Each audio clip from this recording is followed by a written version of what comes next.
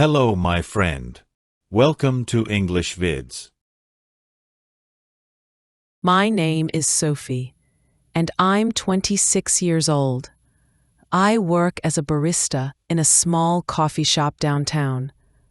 I love my job because I get to meet new people every day, and I enjoy making coffee. It's almost like creating art.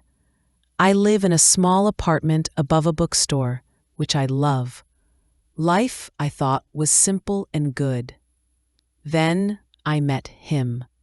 His name was Mark. He started coming into the coffee shop every morning around 7:30 a.m. He always ordered a black coffee, no sugar, and sat at the same table near the window. He was handsome, with kind eyes and a smile that could light up the whole room. He was always dressed smartly, usually in a suit, and carried a briefcase. I guessed he worked in one of the nearby office buildings. At first, he was just another customer. But after a few weeks, we started talking. He would ask me about my day, and I would ask him about his. We talked about books, movies, and the weather. He was easy to talk to, and I found myself looking forward to seeing him every morning. One day he asked me about my dreams. I told him I wanted to travel the world and maybe open my own coffee shop someday. He listened intently, his eyes never leaving mine. When I finished, he smiled and said, "You have a beautiful soul, Sophie." That was the moment I knew I was in trouble. I was starting to fall in love with Mark. I knew he was older than me, maybe in his late 30s, but I didn't care. He was intelligent, kind, and funny. He made me feel seen and appreciated, something I hadn't felt in a long time. The problem, of course, was that Mark was married. I found out by accident. One morning, a woman came into the coffee shop looking for him. She was beautiful, with long brown hair and a warm smile. She asked me if I had seen Mark, and I said he usually came in around 7:30. She smiled and said, "I'm his wife, Sarah. I just wanted to surprise him with a coffee." My heart sank. I felt like I had been punched in the stomach. I made her a coffee and tried to act normal, but inside I was falling apart. After she left, I went into the back room and cried. I knew I had to stop seeing Mark. It was wrong to have feelings for a married man, but it was easier said than done. He was such a big part of my morning routine. I missed our conversations, his smile, and the way he made me feel. For a few days, I tried to avoid him. I would hide in the back room when I saw him come in, or I would pretend to be busy. But he noticed. One morning, he waited for me after I finished my shift. "Sophie, is everything okay? You've been avoiding me." I didn't know what to say. I didn't want to hurt him, but I couldn't lie. "Mark, I can't do this anymore." He looked confused. "Do what? What are you talking about?" "I can't keep talking to you like this. I'm starting to have feelings for you, and I know it's wrong. You're married." His face fell. "Sophie, I had no idea. I'm so sorry. I never meant to hurt you." "I know," I said, "but it's not your fault. I just need to stay away from you." He nodded slowly. "I understand. I'll leave you alone." And he did. He stopped coming to the coffee shop. I didn't see him for weeks. I missed him terribly. I would catch myself looking out the window, hoping to see him walk by. But he never did. I tried to move on. I went out with friends, took a pottery class, and even tried online dating. But nothing felt right. I couldn't stop thinking about Mark. One rainy afternoon, I was closing up the coffee shop when I heard a knock on the door. I opened it and saw Mark standing there, looking wet and tired. "Sophie, can we talk?" he said. I hesitated, then nodded. I let him in, and we sat down at one of the tables.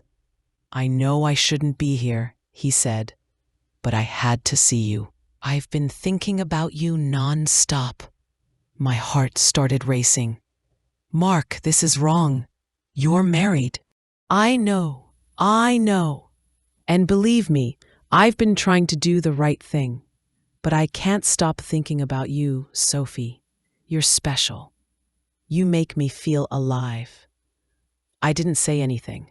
I just looked at him. "I know this is a lot to ask," he continued, "but I'm not happy in my marriage. Sarah and I have grown apart. We're more like friends than lovers. I've been thinking about leaving her for a while now, but I was scared. Mark, please, just hear me out. I know it would be hard.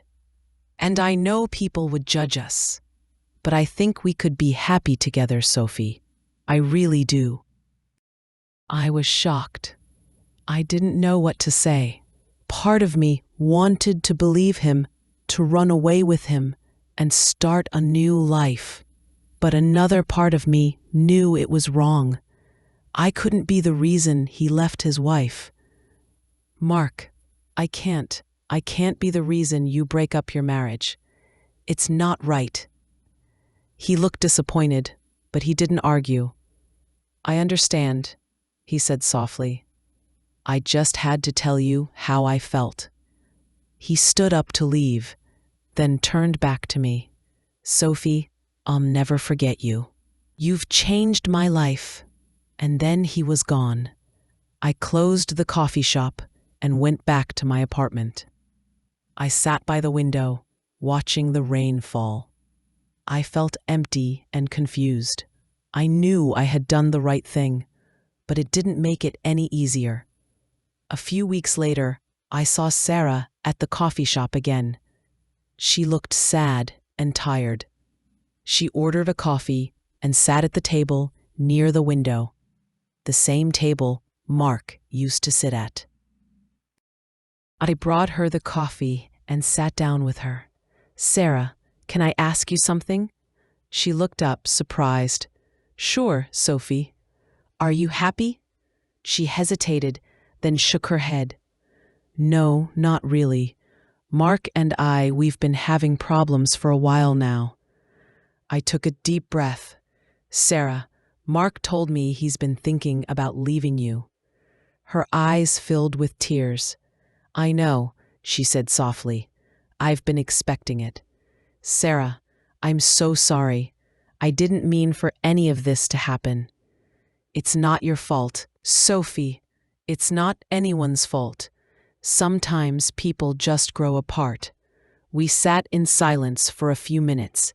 Then Sarah looked at me and smiled sadly. "You know, Mark has never looked at me the way he looks at you." I didn't know what to say. "Sophie, I think you should be with him. You deserve to be happy." I was shocked.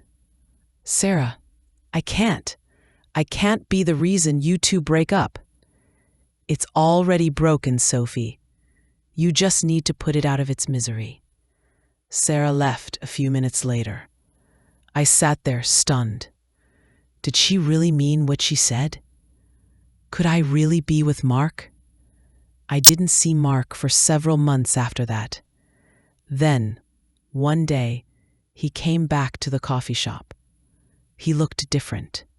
He was thinner, and his eyes were sad. But he was still handsome. "Sophie, can we talk?"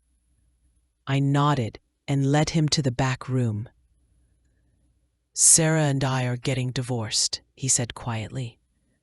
"It's been a long time coming. I'm moving out next week." My heart skipped a beat. "Mark, I know you said you couldn't be with me while I was married, but now everything is different. Sophie, I'm in love with you. I want to be with you. Will you give me a chance? I looked at him, my heart overflowing with emotions. I knew it wouldn't be easy. People would judge us, and there would be challenges. But I also knew that I loved him. Yes, Mark, I said, tears streaming down my face. I'll give you a chance. And so our story began. It wasn't a perfect story, and it had a lot of pain and complications, but it was ours. We had a lot to work through and a lot of healing to do, but we were together, and that was all that mattered. We were starting a new chapter, a new life, together, and for the first time in a long time, I felt truly happy.